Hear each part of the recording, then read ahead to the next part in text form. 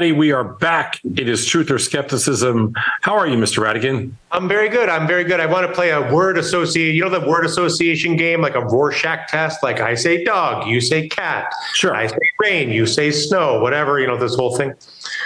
So if you were to be, if someone was to describe themselves to you as someone who was short up to their eyeballs in NVIDIA stock going into earnings, what word would appear in your brain? Godspeed. That's like a sailor setting sail into a hurricane. Exactly. I mean, I think that NVIDIA is going to actually disappoint, and I don't think it's going to. When I say disappoint, I don't think it's going to be up very much. I think it's going to be an actual non-event. I think they're going to knock it out of the park, but it will disappoint all those who think it's going to 600. Right, like the numbers will be great, but the stock is already. I mean, the right. stock priced in. The numbers are going to be great, but it's going to disappoint. From whatever the expectations are. Yeah, exactly. And yet, those who dare to short it, the only word you have for them is Godspeed. Well, because nobody is shorting it today for the first time. So there are no first-time shorts NVIDIA at wherever it is trading right now, 470. I looked a few minutes ago. I have a lot of positions on there, 470. So nobody's selling it at 470 for the first time. If you're shorting it here, you've been shorted from 300 or 200 or 100 or 425. You're not shorted here. Is there any comparison? And I guess what I'm thinking about is 99 when it didn't. As long as you were a .com. No. This is nothing like that.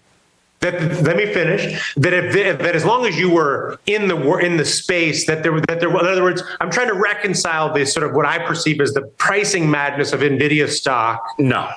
With the AI thesis, the stock price is clearly detached from any financial realities. It's an emotional experience based on the perception of the future value of AI that has gone. Where does the efficient market come in when when stocks like NVIDIA come into play?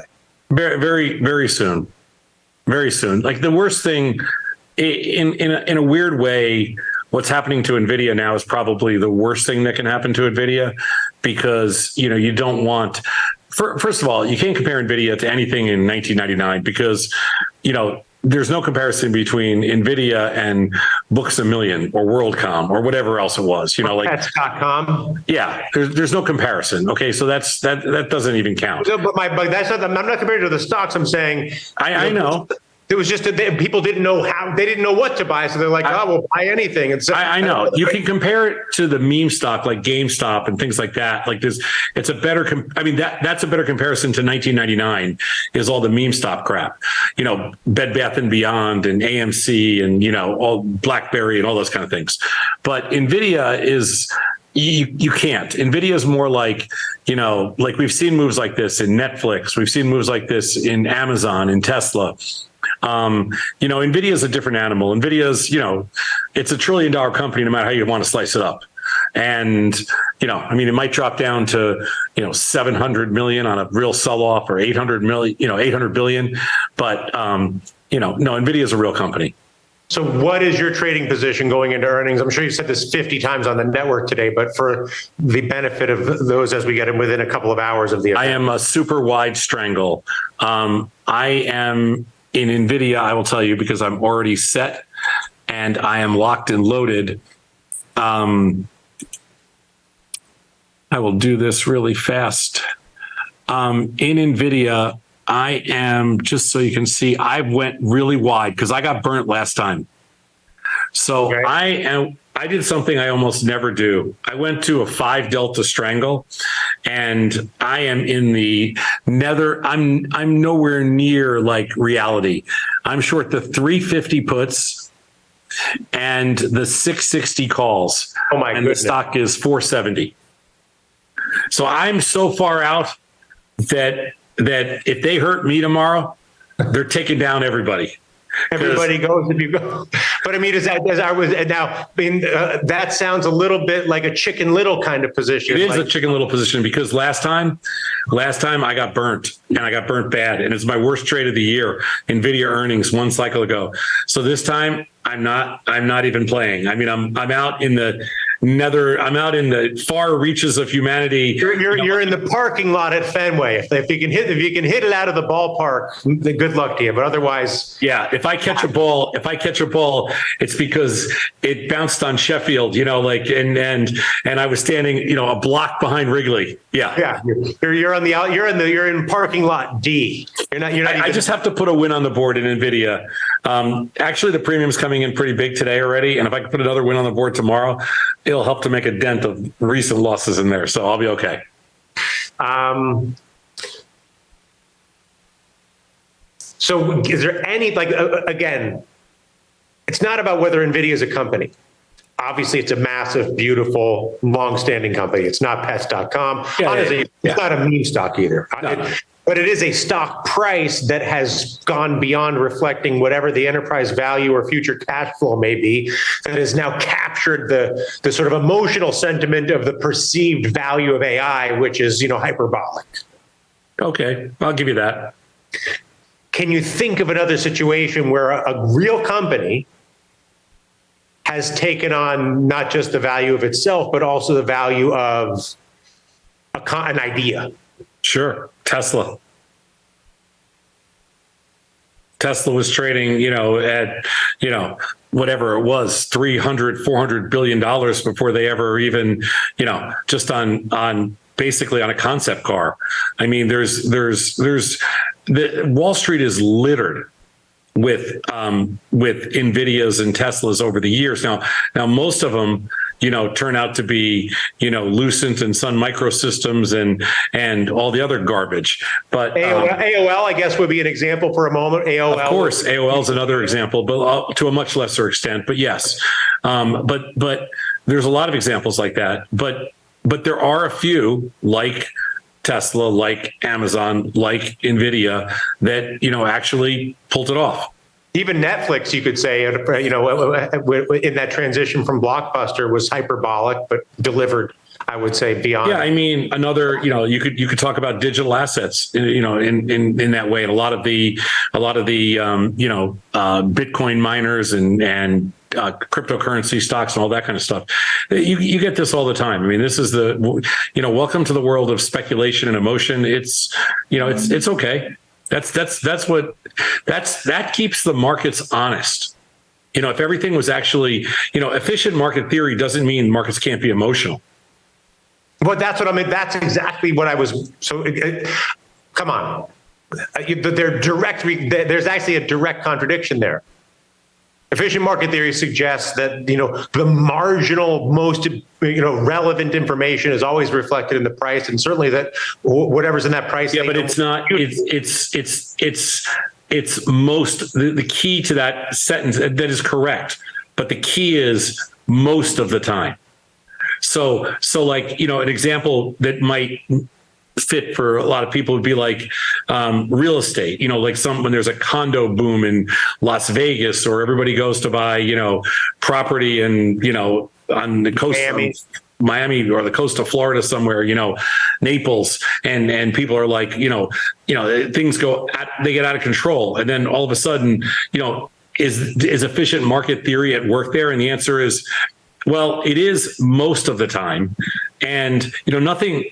The beauty of markets is that this stuff works most of the time. Is it 70%?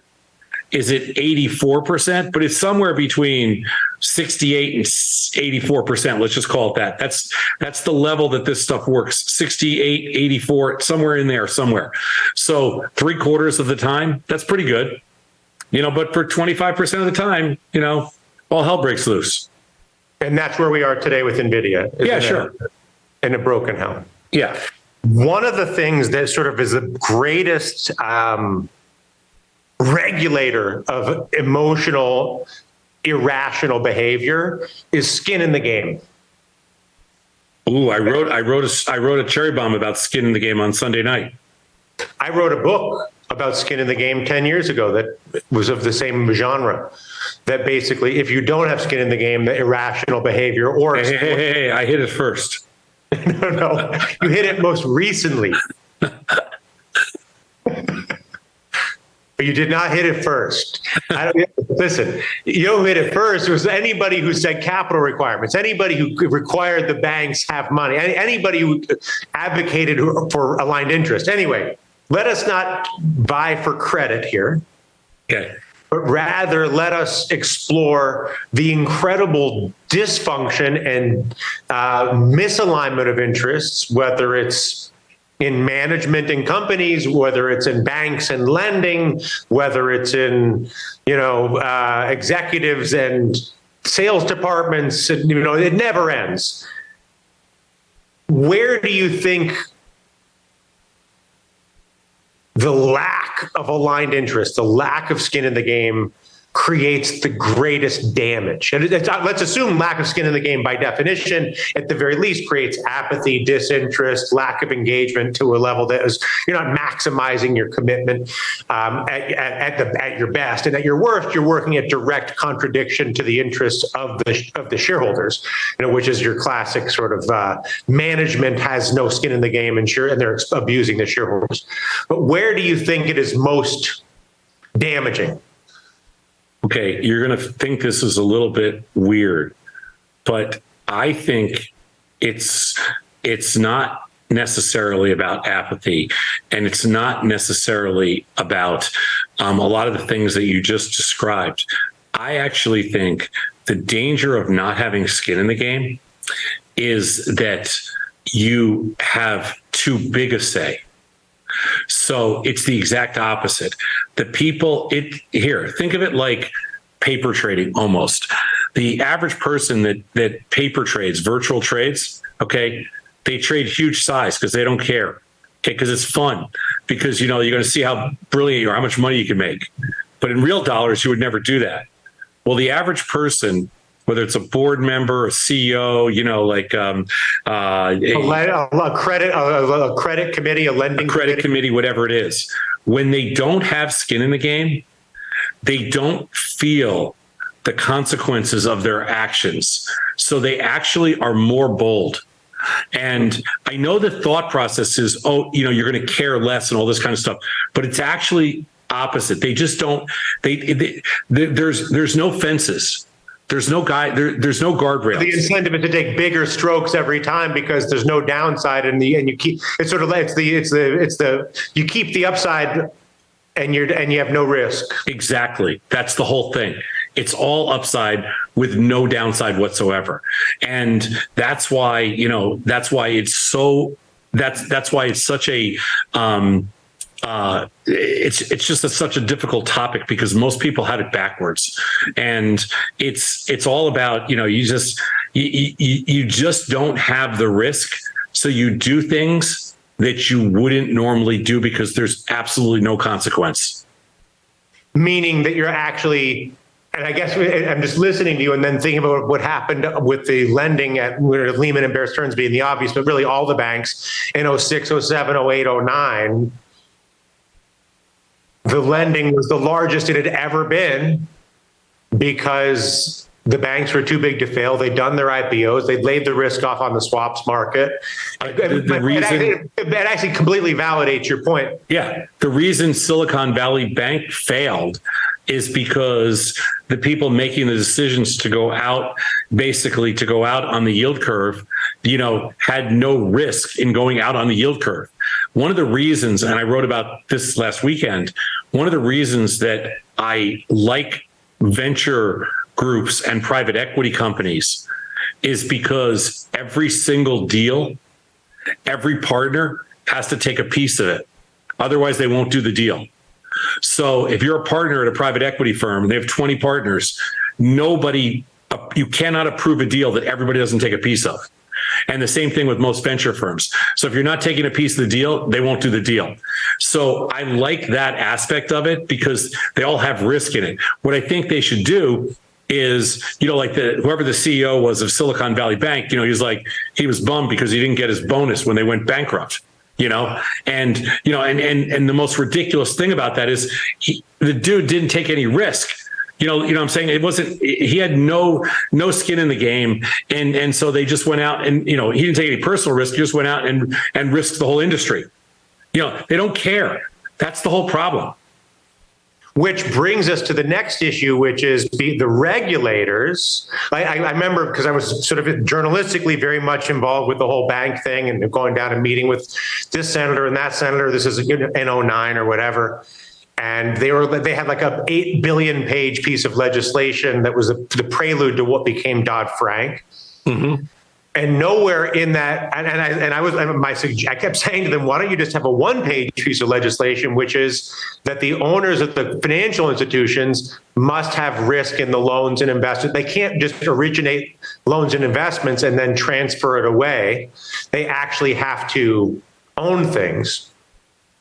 And I guess it's another validation of the fact that the regulators have no idea what the F they're doing.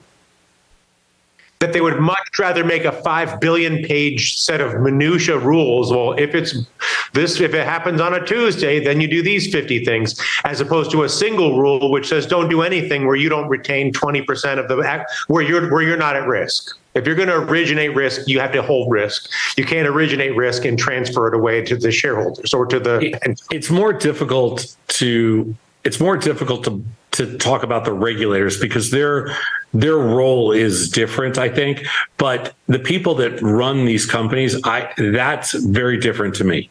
Like the whole banking crisis and all that kind of stuff. To me, that was just because, it's all ego, no skin, and that's it. But isn't it the regulator's job in the banking industry to manage the excess or ego of these people? In a perfect world, yeah, but you can't. Like the difficult piece here, Dylan, is that when you're talking about a yield curve trade, you're talking about, there is no perception of risk because there is no risk graph. In other words, there's no way to predict. There's no way to predict what can happen. So in 99 out of 100 cases, it doesn't get to that level. It's not. There are certain things that can happen in the markets that are difficult to that wouldn't show up on a risk graph. I'm not saying there's not a ton of risk, but I'm saying you were the risk manager. You're trying to anticipating it is not as easy as saying it. Here, risk is you put, let's say, $100 million into some investment. Risk is not necessarily that you put $100 million into one investment and you take $100 million out of another investment. Like you think you're like even. So the problem with the yield curve trade is they thought they were basically flat. You're saying because they're like, oh, we're $1 trillion this way and we're $1 trillion that way. That's exactly right. But we're actually flat. We're actually no risk. And we can wait it out. If it's worst comes to worst, we can wait it out. When we net this thing, it's where we have no risk. That's right. I mean, that's what happened to Schwab. The same thing. They're thinking, well, in 10 years, we're flat anyway. So who cares? We have plenty of money. Why are the banks getting such negative attention, by the way? I know we've talked about this once before, but what's going on here? Just because it's super easy. You're saying if you're a research person or a ratings agency, you're saying it's an easy shot to take. Here's the thing. So banks have a very defined model, right? Very defined model. And there is nothing a bank can do. Like if you're a regional bank, the only thing you can do is become a bigger bank. Like JP Morgan or something. Like there is nothing you can do to reinvent banking. I mean, people tried with the Challenger Bank. You can take on riskier lending, right? Higher rates for riskier loans. You can become. Well, that's difficult now in the current regulatory environment. That's difficult. So the problem with banks is that there's no really sexy story because the best you're ever going to be is JP Morgan, and at the worst you're going to be is Silicon Valley Bank. And there's nothing you can do in between. So it's a really easy sector to jump all over. Like if you're an analyst, what is there to get excited about in banking? And, and you also have to think maybe rates have kind of got about as high as they're going to get. So, I don't know I just don't know what there is to get excited about in the banking world. Is there a trade there at this point with the banks? I mean, I don't think so. I don't have any banking positions on, except we are long a few of the regional banks through some ETFs, but I don't think they're not very major positions, and they've had a huge sell-off. So I think they're kind of an interesting play here from the long side. How would you fix the skin in the game problem? What would you do? What if you were a rule? Is there a rule you would make? The skin in the game problem is really interesting. So, like I mentioned, private equity firms and venture capital firms. So the first thing they do is make all the partners have a piece of the action. The second thing they do is they require that the CEO and the key executives have bought in. Like they want founders and they want people that have, equity in the company, and they make sure a big thing about those is that there's there's an option pool, and then there's a restricted stock pool, and there's all this kind of stuff. So they make sure, because they understand how important it is. I think that is a good rule. And I think that, one of the most important things is, make the CEO be all in. Make the executive committee be all in. Make your board, every board member has to be all in. You can't pay them for years. But meaning that the board, if you want to be on the board of XYZ company, that you have to buy. Then I say, Tom, I want you to be on the board of whatever. And it's a big company, public company, whatever, like a big company. So it's like, I'll pay you, I don't know, $250,000 a year, because that's a sort of fancy board salary. Right. 4 meetings a year, we'll fly you in. And for the $250,000, you have to invest. All for the first, like, let's say 3 years. Let's say it's a 5-year board appointment. For the first 3 years, you have to put it all in stock. Fair enough. But in addition to that, do you have to go into your own coffers? It would be nice to see.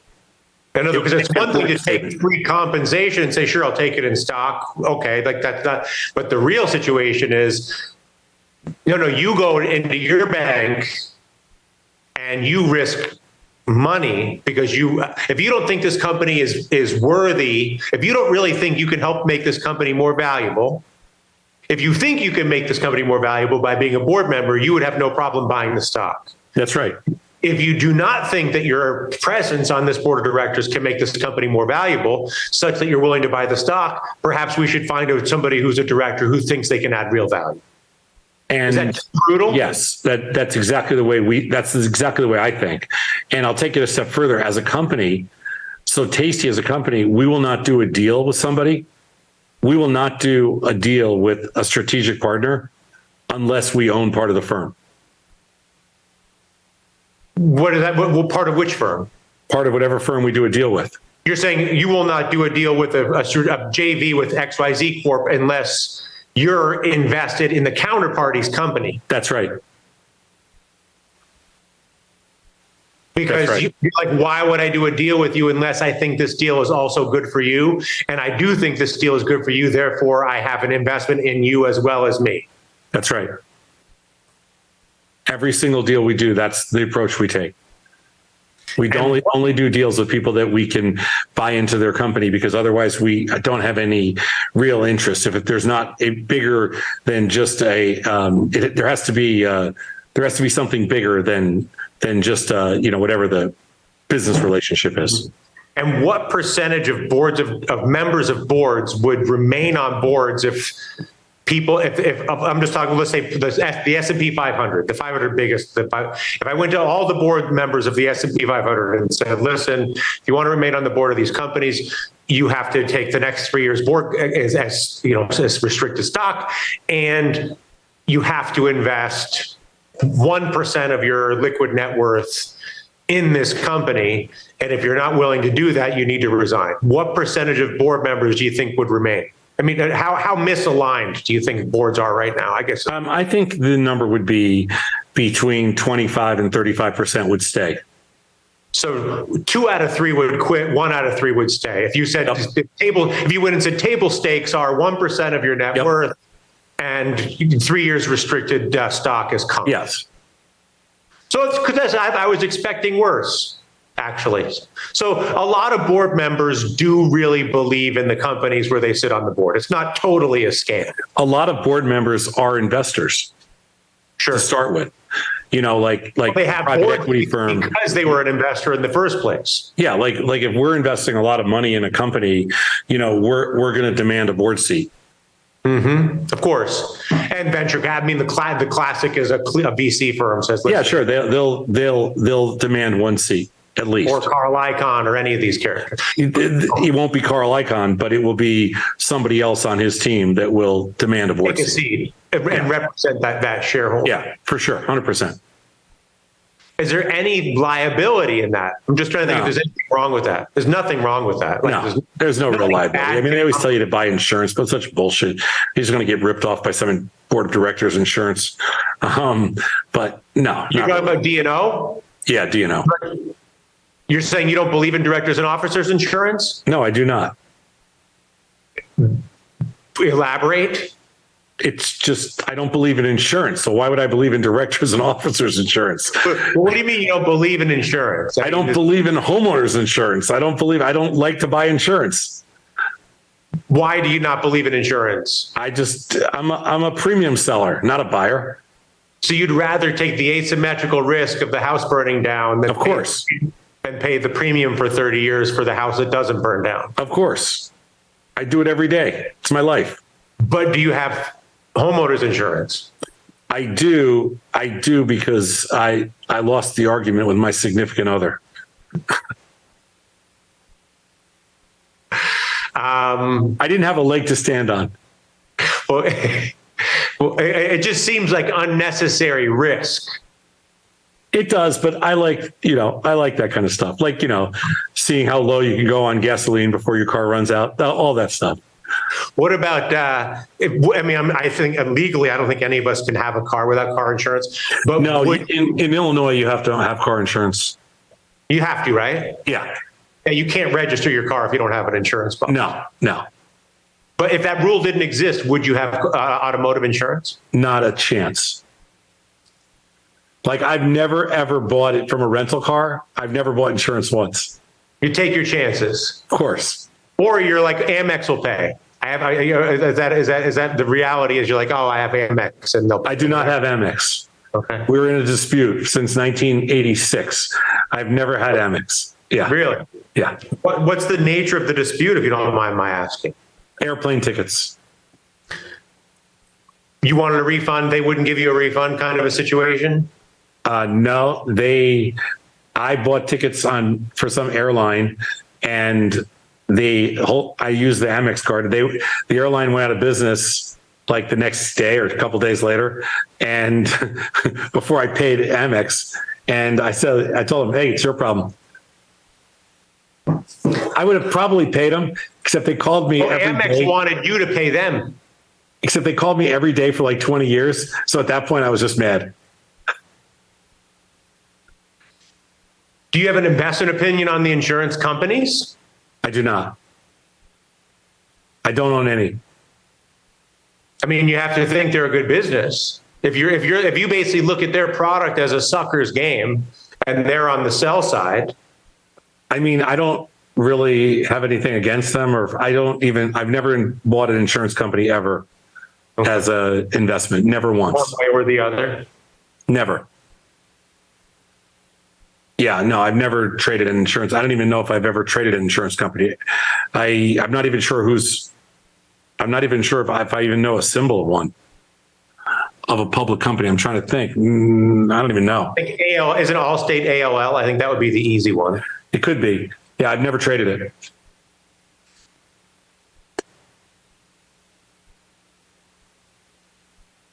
So here's the thing. Set NVIDIA aside. Set all the tech stocks aside. It's not just the NVIDIA mania. There's also sort of like there's this incredible, it's like a desire for the Fed to be done. So even every little piece of data, any little Jackson Hole this, and anybody who can, any crack in the narrative or the data that can be interpreted as the Fed has done, the market leaps all over it. Where does that leave you from a trading perspective? Knowing the last week when we spoke, you were basically long a steeper yield curve. I'm still long a steepener in the yield curve, and I'm still long bonds. They haven't a great day today, but they've had a rough 2 weeks, but they're doing good today, almost up 2 full points.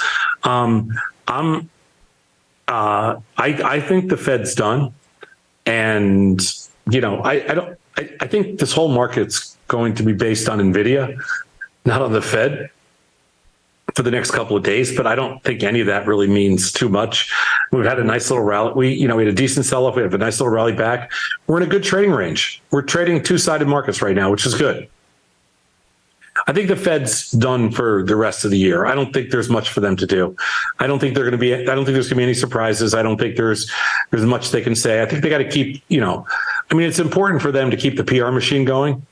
It's a good distraction. The Fed's a good distraction. You're saying you're saying just to maintain relevancy. Yeah, the Fed needs to maintain relevancy. They need to maintain their jobs, their speaking fees, everything. I think they do a good job of maintaining their relevancy in a very subtle, undersold way. They maintain their relevancy. They're very good at it.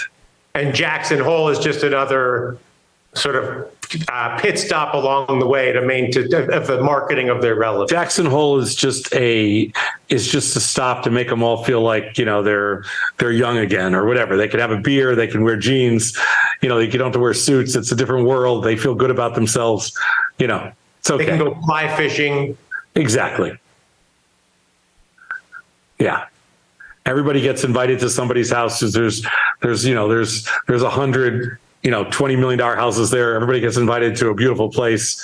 It's a beautiful weekend. It's a big, nice party. They can look at how someone else spends their money on their wood or marble floors or. Yeah. Well, they look at what's going to happen when they get out, when they're done with their tenure, then this is what they can shoot for. It's what they have to look forward to if they can get the right speaking fee. Not one of them is going to make a bond trade, so it doesn't matter. So if Nvidia is clearly the center of the universe here, I've never seen you so cautious. Not that I've been eyeballs deep into all of your trades, but you really, it's just seems like it takes a lot for you to go full Chicken Little. Yeah, I know it does. I wanted to make one more comment on the bonds because I think it's kind of funny. What cracks me up about bonds, and this is something I probably wanted to say for a long time, but I've never really articulated it, is if you take all the people that make Fed policy decisions and you put them in one big ballroom, right? One room, you get this huge group of suits that are all economists, all Ivy League educated. They have this, they can talk your ears off about anything with respect to the economy and yield curves and bond prices and whatever else. And then you take in the other ballroom right next door all the bond traders in the world that actually set the price. 3 of them graduated college, 3,997 never went to high school. It's a completely different group, different social class, different educational degree. Yeah, totally different. They're gamblers, they're grifters, they're amazing. Some of them are amazing traders.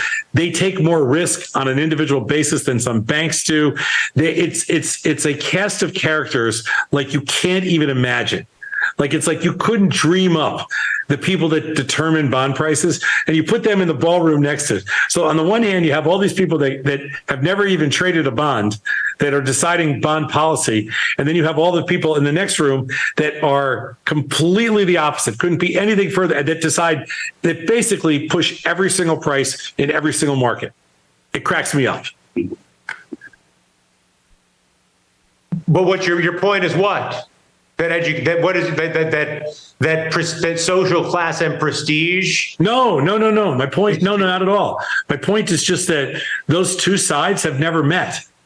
Oh, Like they don't even socialize literally. No. They have no right. No, right. There's nothing. There's nothing. There's no correlation between who sets the bond prices on a theoretical level, and who actually sets the real prices on a tradable level. There is zero correlation between those two parties.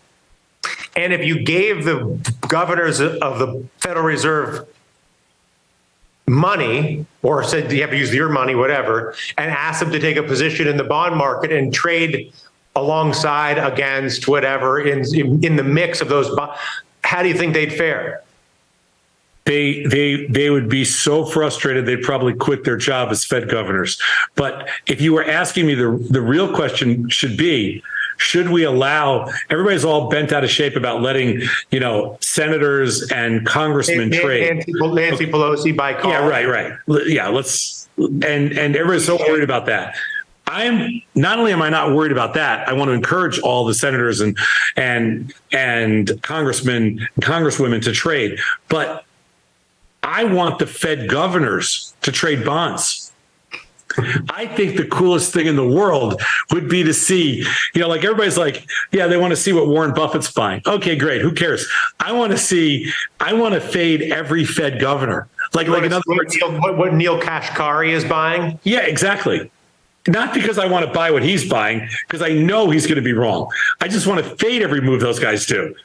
But I think I would be completely open to letting those guys do whatever they want to do. Like, I don't even think if they all decided, hey, we're going to do a surprise rate cut, that they could even know what the bonds are going to do. What if you had the 10 most successful bond traders from the other room, or even 100 most, successful by P&L, let's say, like average P&L over the last 5 years or 3 years, so like rank them out, whatever. And you're like, okay, you guys and gals are now in charge of setting the overnight rate. And for that matter, the money supply, quantitative easing, et cetera. Do you think that would there be a difference? There would be, because they're players. And so they understand market mentality way better. And so I'm not saying we would end up at a different price, because we'd probably end up in the end, we'd all end up at the same price. They would trade it better. Would there be more looser credit or tighter credit? Or do you think that a bond trader is more likely to be more or less liberal with rates and money supply? Oh no, the bond trader is more likely to be. They would be much less. Bond traders are much less reactive and much more proactive. So bond traders would be very different from the Fed. Bond traders would have already started to lower rates. The Fed will wait till next year. Bond traders, when rates were going to zero, bond traders would have been raising rates 6 or 9 months ahead of the Fed. They're way quicker. On either side, they're raising faster and they're cutting faster. They're way quicker. They never let things go to an extreme. It's against their culture. And in the Fed, this is another, again, I'm going to get back to the same topic that you brought up before, skin in the game. The reason the Fed can take rates to zero is because they don't have any in inventory. The reason a bond trader would never take rates to zero is because they're long.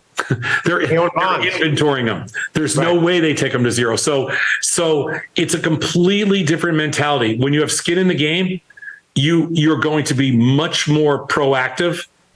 And when you have no skin in the game, you're going to be overextended and you're going to be completely reactive.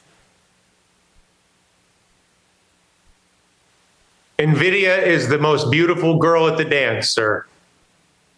What are you telling me? What are you telling me? I'm telling you that the entire stock market's destiny, at least for the next day or two, revolves around the sort of whatever the narrative on AI is, and you of all people won't go near it. No, I'm not touching any. I'm a little nervous about. You have a 100-foot pole, basically, maybe a 1,000-foot pole on either side. Certainly not a 10-foot pole.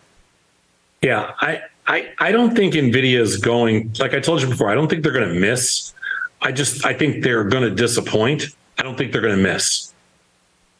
when was the last time you were this cautious, though, from a trading? Because in other words, it's one thing for you to have that opinion. Oh, no, I've been but cautious. your trading position doesn't reflect what you're telling me. Your trading No. I have been cautious before. This is not a first. No, of course, I'm sure of that. But when do you remember the last time you were this cautious, or what was the situation? Maybe GameStop after it went hot. No. Maybe Tesla, but I'm not sure. I maybe Tesla earnings, but I'm not really sure. Not this. I haven't been this cautious this year yet. Let's put it that way. Mm-hmm. But at the end of the day, it's going sideways to lower. Come on, it's going sideways to lower. Yeah, we'll see. I mean, Nasdaq's up 250 today. What was up 250 yesterday, or whatever. It's crazy. Or the day before. Yeah, they've had a big move. I'm going to say it's crazy. All right, you have 30 seconds left to make your call. No. I mean, listen, I've made my call. I've never been more short of something in my life. I mean, in terms of selling calls. It's a ballsy play, Mr. Radigan. As you said, Godspeed. I mean, I've been doing it all day, all morning. I was like, it goes up, I sell. It goes up, I sell. But then I posted it on Twitter. I said, Sosnoff considers me to be public. But then your boy Tony Batista agreed with me in public. Oh, God. So you got Radigan and Batista. I mean, I don't know what his financial position is. I'm like, this is preposterous and cannot be tolerated. This cannot stand. So we'll see if I'm right. He's Dylan Radigan. I'm Tom Sosnoff. Thank you for spending the last 45 minutes with us on Truth or Skepticism. We'll see you next Wednesday, 1 p.m. Central Time. Dylan, talk soon. See you then.